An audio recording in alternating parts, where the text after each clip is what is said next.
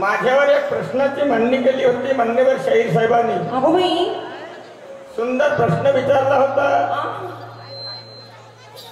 वैज्ञानिक काळामध्ये आर्य संघात प्रवेश करण्याकरता ती त्यांची विधी प्रवीण करावी लागत होती आणि ती विधी प्रवीण केल्यानंतर त्या ठिकाणी त्याला प्रवेश दिला जात होता। तर असा युग पुरुष कोण आदरणीय शाहीर साहेब, मी एक नाही दोन सांगितले तुम्हाला, दोन पुरुष सुंग्य मित्र यांनी ती विधी पूर्ण केली आणि ती विधी, त्या विधीचा मंत्र होता मान्यवर शाहीर साहेब, इंद्रदेवाय सुना। दुसरा ती विधी प्रवीण करणारा चक्रवर्ती राजा अशोक सम्राट त्याने विधी पूर्ण केली आणि पूर्ण केल्याच्या नंतर ते त्यांचं तत्व पटलं नाही, कारण त्यांच्या आर्य संघाचा एक ध्येय होता, त्यांची ती विधी, त्यांची ती पूजा मान्यवर शाहीर साहेब हत्या केल्याशिवाय होत नाही, होत नव्हती आणि गौ हत्याचा महाभक्षण केल्याशिवाय त्यांची पूजा परिपूर्ण होत नव्हती। हे विचार विधी प्रवीण केल्यानंतर राजा चक्रवर्ती अशोक सम्राट राजा हे त्याला पटलं नाही, बौद्ध धर्म स्वीकारला। महेंद्र आणि संघमित्रा दोनही मुलांना पाठवलं नेपाळ श्रीलंकेला।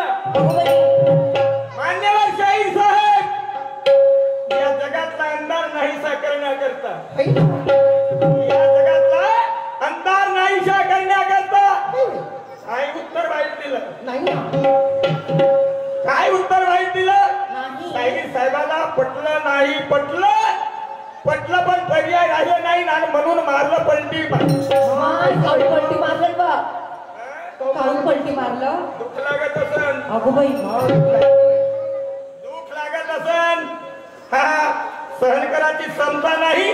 मान्यवर शाहीर साहेब, प्रश्न तर मी प्रश्नाचा प्रति उत्तर दिला, बैरे हो गया मी बहिराव तुमच्या सगळं माझ्या दुय्यांचा सामना. तुम्ही काय बोलता तुमच्या प्रत्येक शब्दाचा विचार करत राहतो. तुमचे प्रत्येक शब्द ऐकत राहतो. मान्यवर शाहीर साहेब प्रश्न विचारला होता दुय्यमीच्या अनुषंगानं की या जगात असं एक मंदिर आहे. या जगात असं एक मंदिर आहे असं काय की त्या मंदिरात देवी देवताच्या मूर्त्या नाही, पशु पक्ष्याच्या मूर्त्या नाही, मूर्त्या आहेत. पण त्या मूर्त्या कुणाच्या आहेत? मान्यवर शाहीर साहेब त्या मूर्त्या काय दर्शवतात, कशाच्या प्रतीक आहेत?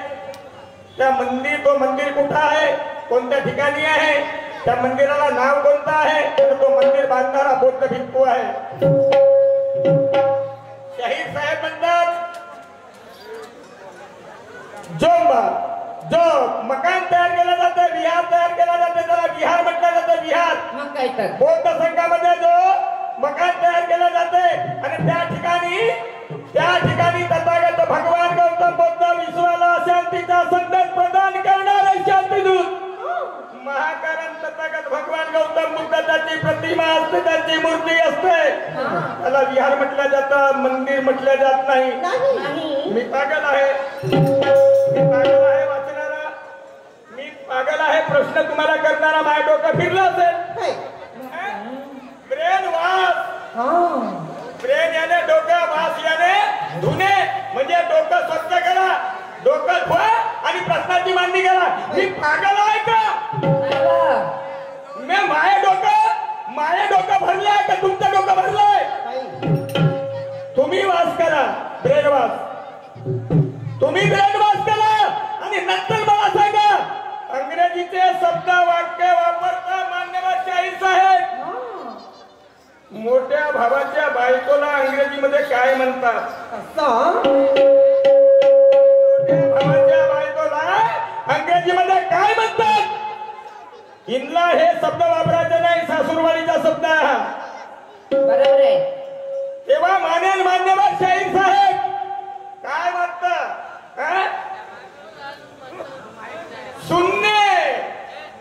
हा शून्य कसा तयार झाला? मान्यवर शाहीर साहेब या शून्याचे 14 प्रकार आहेत. 14 प्रकार आणि 7 प्रकारापासून या ब्रह्मांडाची रचना. मान्यवर शाहीर साहेब आकार महाआकार उकार मकार याच्यापासून ओंकार तयार झाला. मान्यवर शाहीर साहेब तुमचं म्हणणं आहे ट्रेन जर मांडलं तर टोक, ट्रेनचा टोक मांडलं तर बिंब तयार होते. बिंब तयार होते, पण तो ज्याला शून्य म्हणतो आधी बिंब तयार झाला, नंतर शून्य तयार झाला. मान्यवर शाहीर साहेब त्या शून्याचे प्रकार तरी तुम्हाला माहिती आहे? ज्या ब्रह्मांडाची रचना झाली, या ब्रह्मांडाची रचना झाली त्या शून्याचे प्रकार माहित आहे? मध्य शून्य, अर्ध शून्य, अधर्व शून्य, नीर शून्य, महाशून्य, हंस शून्य, परम शून्य, असे 7 प्रकारचे शून्य आहेत. मान्यवर शाहीर साहेब आणि त्याच्यापासून या ब्रह्मांडाची रचना झाली, ब्रह्मांडाची उत्पत्ती झाली. याचा विचार करा आणि मग नंतर विचारा मला विचारा की या ब्रह्मांडाची उत्पत्ती कोणत्या शून्यापासून झाली आणि त्या शून्याचा निर्माता कोण आहे? एवढे समजत नसेल गोळ्या खेळतो साहेब. भास्कराचार्यानं त्या शून्याचा शोध लावलेला आहे आणि शून्याचा निर्माता तो आहे. मान्यवर शाहीर साहेब मी विचारलं तो मंदिरच नाही तर मी पागल. माझं डोकं फिरलं साहेब. तुम्ही तुमचं डोकं स्वच्छ करा. तुमचं डोकं तुम्ही स्वच्छ करा. बोलण्याची परिभाषा मान्यवर शाहीर साहेब म्हणतात तोबा मचा दूंगा. मेरा तोबा मचाने वालों खुदकी और देख लो. मेरा तोबा मचाने वालों खुदकी और देख लो. मैं चलता हूँ उसने राह से, मेरा रास्ता तो रोक लो. गलत कभी बोलता नहीं, कहना मेरा सत्ता है. इसे ना समझ मेरी शायरी उसका चुप रहना चाहिए. तोबा मचा दूंगा. विचार करा स्वतःच्या वय तुमचं किती आहे? आदरणीय नागदेव साहेब लगाम लावा तुमच्या तोंडाला, कारण बोलणं तुमच्या ती आहे. माझ्या बापाची भीती आहे खरोखर छातीवर हात मारून दाखवाया जनतेला तुम्हाला अक्कल किती आहे तुम्हाला दाखवा लागेल नाहीतर मी खरोखर समजे तुम्ही मुलांना पकवले जुल्म करना आदत तुम्हारी जुल्म सहना नहीं आता सवाल करना आता है मगर जवाब देना नहीं आता कंच्या खेळायला आलो इथं कंच्या खेळायला आलो जुल्म करना आदत तुम्हारी वाह रे वाह वाह वाह खुद को ज्ञानी समझने वाले वो नादान होते हैं खुद को ज्ञानी समझने वाले वो नादान होते हैं और जिन्हें अक्ल ना होती वो ताव में आ जाते हैं